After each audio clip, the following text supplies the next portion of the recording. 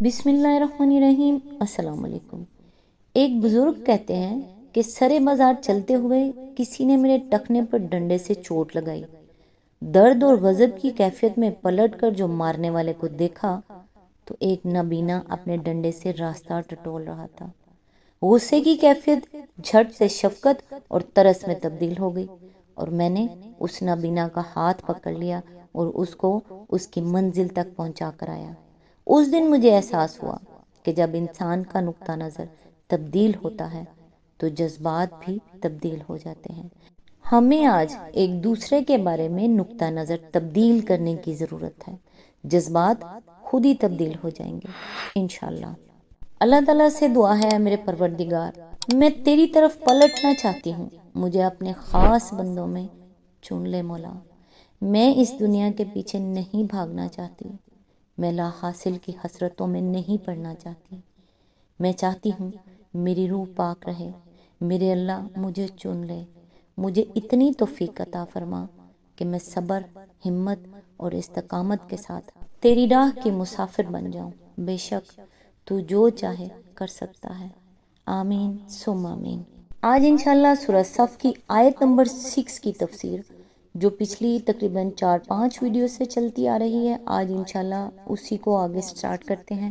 جہاں سے پچھلی ویڈیو میں سلسلہ ٹوٹا تھا۔ اس آیت کی تفسیر کو اتنی تفصیل کی ضرورت تھی، یہ آپ جیسے جیسے سنتے جائیں گے تو انشاءاللہ آپ کو سمجھ آ جائے گا کہ واقعی اس کی تفسیر اتنی ہی تفصیل کے ساتھ ہونی چاہیے تھی۔ اعوذ باللہ من الشیطان الرجیم، بسم اللہ الرحمن الرحیم۔ 18ویں صدی کے آغاز میں وہ ایک شخص جان ٹولینڈ کے ہاتھ لگا، پھر مختلف ہاتھوں میں گشت کرتا ہوا 1738 میں ویانا کی امپیریل لائبریری میں پہنچ گیا۔ 1907 میں اسی نسخے کا انگریزی ترجمہ آکسفورڈ کے کلرینڈن پریس سے شائع ہو گیا تھا، مگر غالباً اس کی اشاعت کے بعد فوراً ہی عیسائی دنیا میں یہ احساس پیدا ہو گیا کہ یہ کتاب تو اس مذہب کی جڑ ہی کاٹے دے رہی ہے جسے حضرت عیسیٰ علیہ السلام کے نام سے منسوب کیا جاتا ہے۔ اس لیے اس کے مطبوعہ نسخے کسی خاص تدبیر سے غائب کر دیے گئے اور پھر کبھی اس کی اشاعت کی نوبت نہ آ سکی۔ دوسرا ایک نسخہ اسی اطالوی ترجمے سے اسپینی زبان میں منتقل کیا ہوا 18ویں صدی میں پایا جاتا تھا، جس کا ذکر جارج سیل نے اپنے انگریزی ترجمہ قرآن کے مقدمے میں کیا ہے، مگر وہ بھی کہیں غائب کر دیا گیا اور آج اس کا بھی کہیں پتہ نشان نہیں ملتا۔ مجھے آکسفورڈ سے شائع شدہ انگریزی ترجمے کی ایک فوٹو سٹیٹ کاپی دیکھنے کا اتفاق ہوا ہے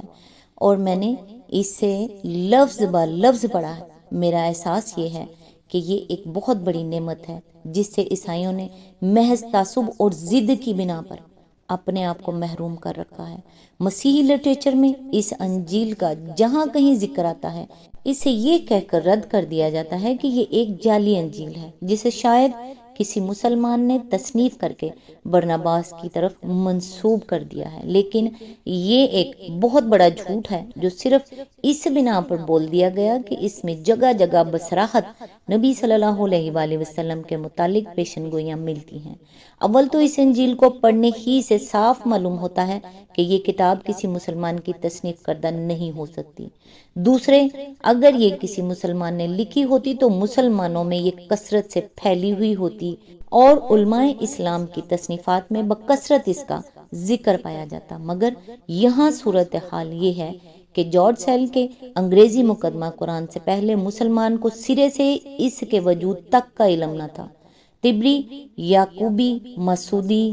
البرونی، ابن الحزم اور دوسرے مصنفین جو مسلمانوں میں مسیحی لٹریچر پر وسیع اطلاع رکھنے والے تھے، ان میں سے کسی کے ہاں بھی مسیحی مذہب پر بحث کرتے ہوئے انجیل برناباس کی طرف اشارہ تک نہیں ملتا۔ دنیا اسلام کے کتب خانوں میں جو کتابیں پائی جاتی تھیں ان کی بہترین فہرستیں ابن ندیم کی الفہرست اور حاجی خلیفہ کی کشف الظنون ہیں اور وہ بھی اس کے ذکر سے خالی ہیں۔ 19ویں صدی سے پہلے کسی مسلمان عالم نے انجیل برناباس کا نام تک نہیں لیا ہے۔ تیسری اور سب سے بڑی دلیل اس بات کے جھوٹ ہونے کی یہ ہے کہ نبی صلی اللہ علیہ وآلہ وسلم کی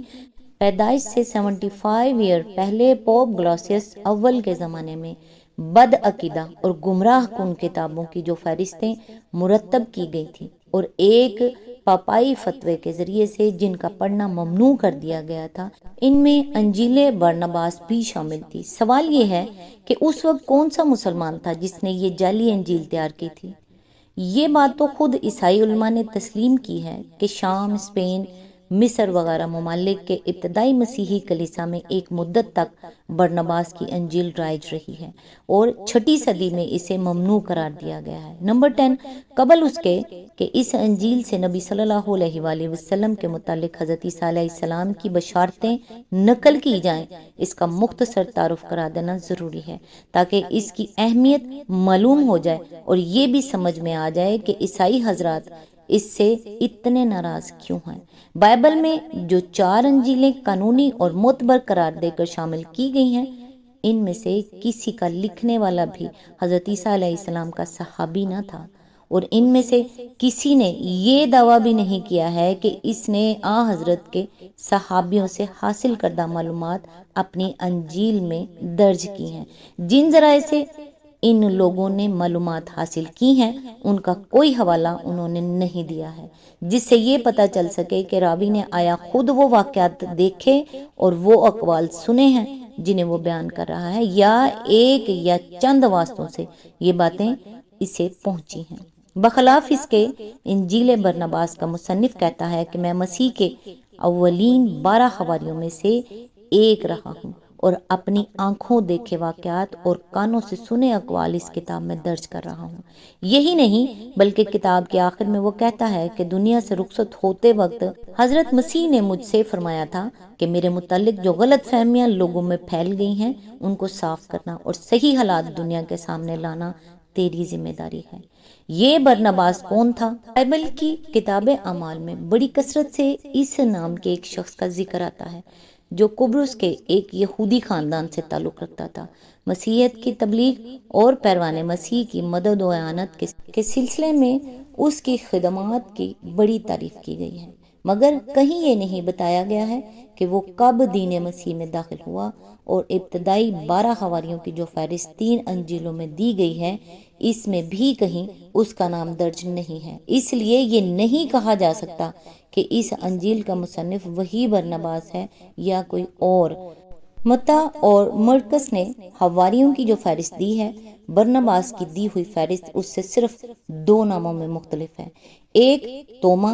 جس کے بجائے برناباس خود اپنا نام دے رہا ہے، دوسرا شمعون کنانی جس کی جگہ وہ یہودا بن یعقوب کا نام لیتا ہے۔ لوکا کی انجیل میں یہ دوسرا نام بھی موجود ہے، اس لیے یہ قیاس کرنا صحیح ہوگا کہ بعد میں کسی وقت صرف برناباس کو حواریوں سے خارج کرنے کے لیے توما کا نام داخل کیا گیا ہے تاکہ اس کی انجیل سے پیچھا چھڑایا جا سکے، اور اس طرح کے تغیرات اپنی مذہبی کتابوں میں کر لینا ان حضرات کے ہاں کوئی ناجائز کام نہیں رہا ہے۔ اس انجیل کو اگر کوئی شخص تعصب کے بغیر کھلی آنکھوں سے پڑھے اور نئے عہد نامے کی 4 انجیلوں سے اس کا مقابلہ کرے تو وہ یہ محسوس کیے بغیر نہیں رہ سکتا کہ یہ ان 4 سے بدرجہ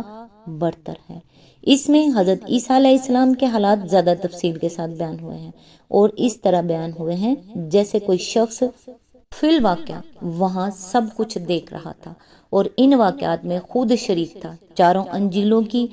بے ربط داستانوں کے مقابلے میں یہ تاریخی بیان زیادہ مربوط بھی ہے اور اس سے سلسلہ واقعات بھی زیادہ اچھی طرح سمجھ میں آتا ہے۔ حضرت عیسیٰ علیہ السلام کی تعلیمات اس میں 4 انجیلوں کی بنسبت زیادہ واضح اور مفصل اور مؤثر طریقے سے بیان ہوئی ہیں۔ توحید کی تعلیم، شرک کی تردید، صفات باری تعالیٰ، عبادات کی روح اور اخلاق کے فاضلہ کے مضامین اس میں بڑے ہی پرزور اور مدلل اور مفصل ہیں۔ جن آموز تمثیلات کے پیرائے میں مسیح نے یہ مضامین بیان کیے ہیں ان کا عشرہ اشیر بھی 4 انجیلوں میں نہیں پایا جاتا۔ اس سے یہ بھی زیادہ تفصیل کے ساتھ معلوم ہوتا ہے کہ جناب اپنے شاگردوں کی تعلیم و تربیت کس حکیمانہ طریقے سے فرماتے تھے۔ حضرت عیسیٰ علیہ السلام کی زبان، طرز بیان اور طبیعت و مزاج سے کوئی شخص اگر کچھ بھی آشنا ہو تو وہ اس انجیل کو پڑھ کر یہ ماننے پر مجبور ہوگا کہ یہ کوئی جعلی داستان نہیں ہے جو بعد میں کسی نے گھڑ لی ہو، بلکہ اس میں حضرت مسیح اناجیل اربع کی بنسبت اپنی شان میں بہت زیادہ نمایاں ہو کر ہمارے سامنے آتے ہیں، اور اس میں ان تضادات کا نام و نشان بھی نہیں ہے جو اناجیل اربع میں ان کے مختلف اقوال کے درمیان پایا جاتا ہے۔ اس انجیل میں حضرت عیسیٰ علیہ السلام کی زندگی اور آپ کی تعلیمات ٹھیک ٹھیک ایک نبی کی زندگی اور تعلیمات کے مطابق نظر آتی ہیں۔ وہ اپنے آپ کو ایک نبی کی حیثیت سے پیش کرتے ہیں، تمام پچھلے انبیاء اور کتابوں کی تصدیق کرتے ہیں، صاف کہتے ہیں کہ انبیاء علیہ السلام کی تعلیمات کے سوا معرفت حق کا کوئی دوسرا ذریعہ نہیں ہے، اور جو انبیاء کو چھوڑتا ہے وہ دراصل خدا کو چھوڑتا ہے۔ توحید رسالت اور آخرت کے ٹھیک وہی عقائد پیش کرتے ہیں جن کی تعلیم تمام انبیاء نے دی ہے۔ نماز، روزے اور زکوٰۃ کی تلقین کرتے ہیں۔ ان کی نمازوں کا جو ذکر بکثرت مقامات پر برنباس نے کیا ہے، اس سے پتہ چلتا ہے کہ یہ فجر، ظہر، عصر، مغرب، عشاء اور تہجد کے اوقات تھے جن میں وہ نماز پڑھتے تھے، اور ہمیشہ نماز سے پہلے وضو فرماتے تھے۔ انبیاء میں سے وہ حضرت داؤد علیہ السلام اور حضرت سلیمان علیہ السلام کو نبی قرار دیتے ہیں، حالانکہ یہودیوں اور عیسائیوں نے ان کو انبیاء کی فہرست سے خارج کر رکھا ہے۔ حضرت اسماعیل علیہ السلام کو وہ ذبیح قرار دیتے ہیں، اور ایک یہودی عالم سے اقرار کراتے ہیں کہ فی الواقعہ ذبیح حضرت اسماعیل ہی تھے، اور بنی اسرائیل نے زبردستی کھینچ تان کر کے حضرت اسحاق علیہ السلام کو ذبیح بنا رکھا ہے۔ آخرت اور قیامت اور جنت و دوزخ کے متعلق ان کی تعلیمات قریب قریب وہی ہیں جو قرآن میں بیان ہوئی ہیں۔ نمبر 11، عیسائی جس وجہ سے انجیل برنباس کے مخالف ہیں، وہ دراصل یہ نہیں ہے کہ اس میں رسول اللہ صلی اللہ علیہ وآلہ وسلم کے متعلق جگہ جگہ صاف اور واضح بشارتیں ہیں، کیونکہ وہ تو حضور صلی اللہ علیہ وآلہ وسلم کی پیدائش سے بھی بہت پہلے اس انجیل کو رد کر چکے تھے۔ ان کی ناراضی کی اصل وجہ کو سمجھنے کے لیے تھوڑی سی تفصیلی بحث درکار ہے۔ حضرت عیسیٰ علیہ السلام کے ابتدائی پیروں آپ کو صرف نبی مانتے تھے، موسوی شریعت کا اتباع کرتے تھے، عقائد اور احکام اور عبادات کے معاملے میں اپنے آپ کو دوسرے بنی اسرائیل سے قطعاً الگ نہ سمجھتے تھے، اور یہودیوں سے ان کا اختلاف صرف اس امر میں تھا کہ یہ حضرت عیسیٰ علیہ السلام کو مسیح تسلیم کر کے ان پر ایمان لائے تھے، اور وہ ان کو مسیح ماننے سے انکار کرتے تھے۔ بعد میں جب سینٹ پال اس جماعت میں داخل ہوا تو اس نے رومیوں، یونانیوں اور دوسرے غیر یہودی اور غیر اسرائیلی لوگوں میں بھی اس دین کی تبلیغ و اشاعت شروع کر دی، اور اس غرض کے لیے ایک نیا دین بنا ڈالا جس کے عقائد اور اصول اور احکام اس دین سے بالکل مختلف تھے جسے حضرت عیسیٰ علیہ السلام نے پیش کیا تھا۔ اس شخص نے حضرت عیسیٰ علیہ السلام کی کوئی صحبت نہیں پائی تھی، بلکہ ان کے زمانے میں وہ ان کا سخت مخالف تھا، اور ان کے بعد بھی کئی سال تک ان کے پیروں کا دشمن بنا رہا۔ پھر جب اس جماعت میں داخل ہو کر اس نے ایک نیا دین بنانا شروع کیا، اس وقت بھی اس نے حضرت عیسیٰ علیہ السلام کے کسی قول کی سند نہیں پیش کی، بلکہ اپنے کشف الہام کو بنیاد بنایا۔ اس نئے دین کی تشکیل میں اس کے پیش نظر یہ مقصد تھا کہ دین ایسا ہو جسے عام غیر یہودی جنٹائل دنیا قبول کر لے۔ اس نے اعلان کر دیا کہ ایک عیسائی شریعت یہود کی تمام پابندیوں سے آزاد ہے۔ اس نے کھانے پینے میں حرام و حلال کی ساری قیود ختم کر دی۔ اس نے ختنہ کے حکم کو بھی منسوخ کر دیا جو غیر یہودی دنیا کو خاص طور پر ناگوار تھا، حتیٰ کہ اس نے مسیح کی الوہیت اور ان کے ابن خدا ہونے اور صلیب پر جان دے کر اولاد آدم کی پیدائش گناہ کا کفارہ بن جانے کا عقیدہ بھی تصنیف کر ڈالا، کیونکہ عام مشرکین کے مزاج سے یہ بہت مناسبت رکھتا تھا۔ مسیح کے ابتدائی پیروں نے ان بدعات کی مزاحمت کی، مگر سینٹ پال نے جو دروازہ کھولا تھا اس سے غیر یہودی عیسائیوں کا ایک ایسا زبردست سیلاب اس مذہب میں داخل ہو گیا جس کے مقابلے میں وہ مٹھی بھر لوگ کسی طرح نہ ٹھہر سکے۔ تاہم تیسری صدی عیسوی کے اختتام تک بکثرت لوگ ایسے موجود تھے جو مسیح کی الوہیت کے عقیدے سے انکار کرتے تھے، مگر چوتھی صدی کے آغاز 325 عیسوی نیکیا کی کونسل نے پولوسی عقائد کو قطعی طور پر مسیحیت کا مسلم مذہب قرار دے دیا۔ پھر رومی سلطنت خود عیسائی ہو گئی اور کیسر تھیوڈوسس کے زمانے میں یہی مذہب سلطنت کا سرکاری مذہب بن گیا۔ اس کے بعد قدرتی بات تھی کہ وہ تمام کتابیں جو اس عقیدے کے خلاف ہوں مردود قرار دے دی جائیں اور صرف وہی کتابیں معتبر ٹھہرائی جائیں جو اس عقیدے سے مطابقت رکھتی ہوں۔ 369 عیسوی میں پہلی مرتبہ اتھاناسیوس کے ایک خط کے ذریعے معتبر و مسلم کتابوں کے ایک مجموعے کا اعلان کیا گیا۔ پھر اس کی توثیق 382 عیسوی ڈمیسیوس کے زیر صدارت ایک مجلس نے کی اور 5ویں صدی کے آخر میں پوپ گلاسیوس نے اس مجموعے کو مسلم قرار دینے کے ساتھ ساتھ ان کتابوں کی ایک فہرست مرتب کر دی جو غیر مسلم تھیں، حالانکہ جن پولوسی عقائد کو بنیاد بنا کر مذہبی کتابوں کے معتبر اور غیر معتبر ہونے کا یہ فیصلہ کیا گیا تھا، ان کے متعلق کبھی کوئی عیسائی عالم یہ دعویٰ نہیں کر سکا ہے کہ ان میں کسی عقیدے کی تعلیم خود حضرت عیسیٰ علیہ السلام نے دی تھی، بلکہ معتبر کتابوں کے مجموعے میں جو انجیلیں شامل ہیں خود ان میں بھی حضرت عیسیٰ علیہ السلام کے اپنے کسی قول سے ان عقائد کا ثبوت نہیں ملتا۔ انجیل برناباس ان غیر مسلم کتابوں میں اس لیے شامل کی گئی کہ وہ مسیحیت کے اس سرداری عقیدے کے بالکل خلاف تھی۔ اس کا مصنف کتاب کے آغاز ہی میں اپنا مقصد تصنیف یہ بیان کرتا ہے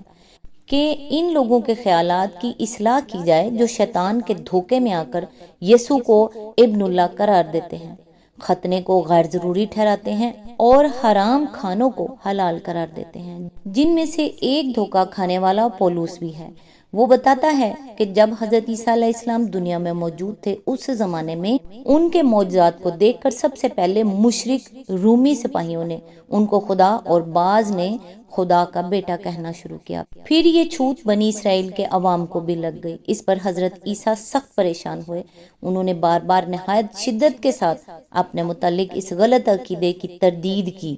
اور ان لوگوں پر لعنت بھیجی جو ان کے متعلق ایسی باتیں کہتے تھے۔ پھر انہوں نے اپنے شاگردوں کو پورے یہودیہ میں اس عقیدے کی تردید کے لیے بھیجا اور ان کی دعا سے شاگردوں کے ہاتھوں بھی وہی معجزے صادر کرائے گئے جو خود حضرت عیسیٰ علیہ السلام سے صادر ہوتے تھے، تاکہ لوگ اس غلط خیال سے باز آ جائیں کہ جس شخص سے یہ معجزے صادر ہو رہے ہیں وہ خدا یا خدا کا بیٹا ہے۔ اس سلسلے میں وہ حضرت عیسیٰ علیہ السلام کی مفصل تقریریں نقل کرتا ہے جن میں انہوں نے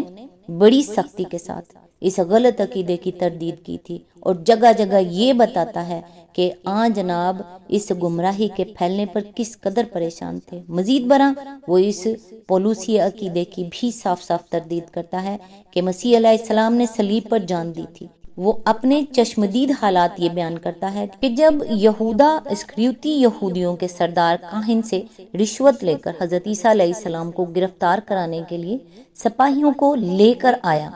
تو اللہ تعالیٰ کے حکم سے 4 فرشتے جناب کو اٹھا لے گئے اور یہودا اسکریوتی کی شکل اور آواز بالکل وہی کر دی گئی جو حضرت عیسیٰ علیہ السلام کی تھی۔ صلیب پر وہی چڑھایا گیا تھا، نہ کہ حضرت عیسیٰ علیہ السلام۔ اس طرح یہ انجیل پولوسی مسیحت کی جڑ کاٹ دیتی ہے اور قرآن کے بیان کی پوری توثیق کرتی ہے، حالانکہ نزول قرآن سے 115 سال پہلے اس کے ان بیانات ہی کی بنا پر مسیحی پادری اسے رد کر چکے تھے۔ آج تک کے لیے بس اتنا ہی، کیونکہ ابھی بھی اس کی تفسیر تھوڑی لمبی ہے، لہٰذا نیکسٹ انشاءاللہ یہیں سے سلسلہ سٹارٹ کریں گے جہاں سے ٹوٹ رہا ہے۔ تب تک کے لیے دعاؤں میں یاد رکھیے گا۔ اللہ حافظ۔